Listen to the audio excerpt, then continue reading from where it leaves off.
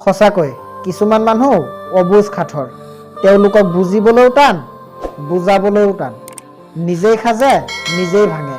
মাজৰ পৰা ভাঙে কিছুমান মানুহৰ আশা আৰু সপোন।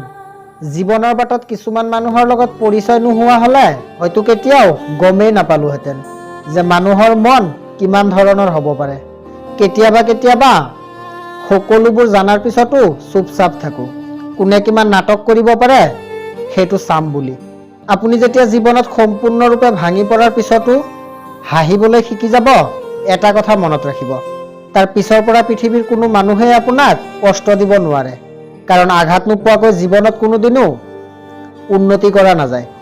চকুৰ পানী নেপেলোৱাকৈ আমি সাধাৰণ পিঁয়াজ এটাকে কাটিব নোৱাৰোঁ। আৰু চকুৰ পানী নেপেলোৱাকৈ আমি জীৱনত ছাকচেছ হ'ম, সেইটোনো কেনেকৈ সম্ভৱ?